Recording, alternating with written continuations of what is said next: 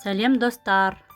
Бүгін мен сіздерге етіңіз аз болса, түске асқа осындай дәмді котлет жасауын көрсетемін. Ал сіздер маған тіркеліп және лайк басуды ұмытпаңыздар. Бүгінгі котлетке қатқан нан қосамыз, аз ғана фарш және картошка, пияз и жұмыртқа қосамыз. Адам көп болған соң тек қана етпен котлет жасауға келмейді. Содан мен нан қосып және картошка қосып жасауын көрсетемін. Нанды блендердан өткіземіз. Блендерге сүт құямда картошка саламын. Осылай төл өткізіп аламын.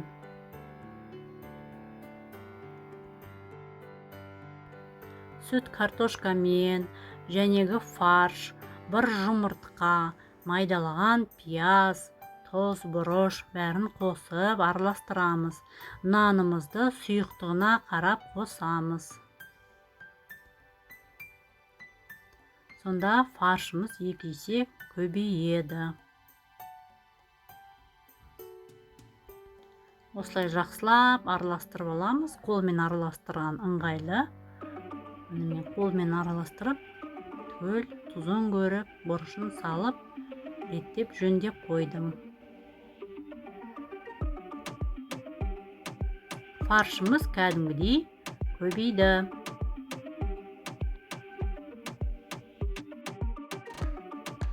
Түгел араластырып болған соң осылай басып, бір 10-15 минутке қоя тұрыңыз. Ал енді фаршымыз дайын болды, және өткізілген нанымыз да қалды. Панировочный сухарь ретінде қолданамыз.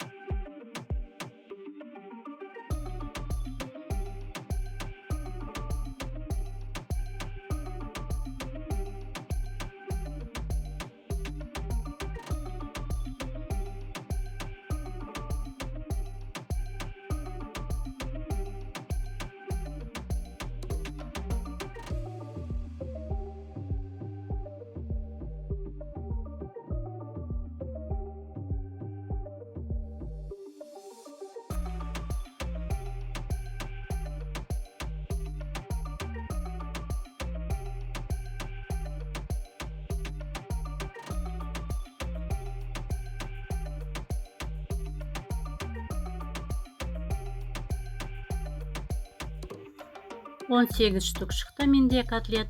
Ал енді гарнирға күріш басамыз. 2 кесе күрішке 3 кесе су құямын. Тұз және кішкене май қосамын. Отқа қойып, бұрқыратып қайнатып аламын.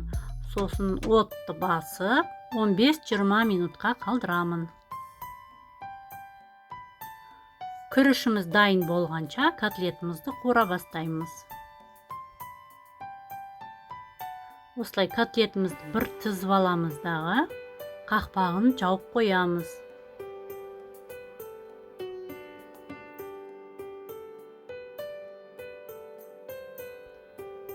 5-7 минуттан кейін ашып, котлеттерімізді аударып, қайтадан қақпағын жауып қоямыз. Қараңыздар, қандай әдемі котлеті болып шықты.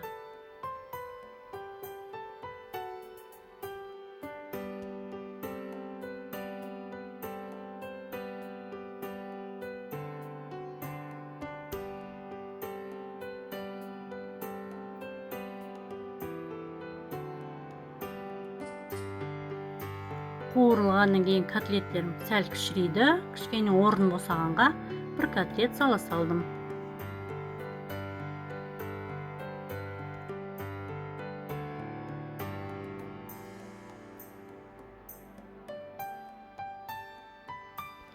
Ал енді уақыт өтті. Қараңыздаршы, су үстіне шығып тұр. Тағы бір аударып, астын жағын бір қуырып аламын. Сол кезде котлетіміз дайын болады.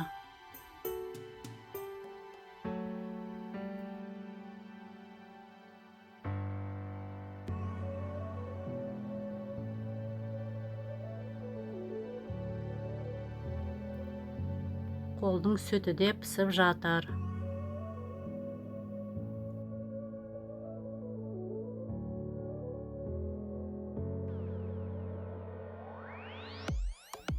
Күрішімізді бір ашып, арасында бір қарап, бір араластырып алуға болады.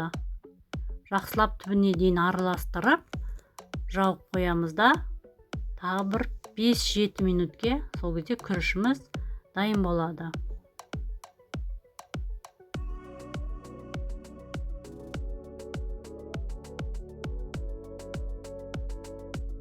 Күрішіміз дайын болды, котлет қуырылып жатыр. Енді подливкасын жасайық. Сәбізді қуырып, сосын пиязды қосамыз. Пиязды қосқан соң, томат қосуға болады. Әбден қуырып, жақсылап тұз салып, бұрыш салып, лавровый лист салуға болады. Сосын су құямыз. Суын көбірек құюға болады. Мен сәл көбірек қостым. Суын көбірек құямыз, өйткені бізде күріш құрғақ болуы мүмкін. Содан су көбірек болса, сочный болады. Мінекей, біздің котлетіміз және подлив дайын болды. Енді мен күрішін әдемілеп өстіп кесеге салып, басып аламдағы төңкеріп, тарелкаға саламын. Әдемі болып шығады.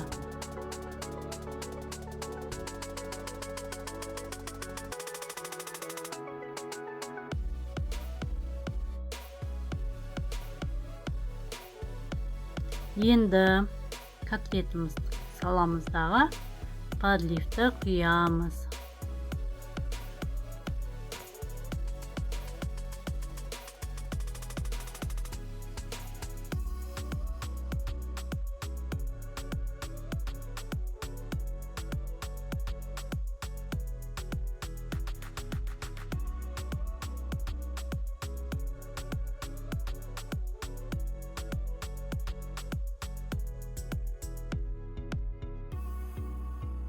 Және көк пияз. Менде терезенің алдында өсіп тұрады қыс бойы.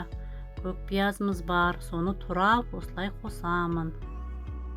Қатқан нан, сүт пен картоп, аз ғана фарш қосылған котлеттеріміз дайын болды.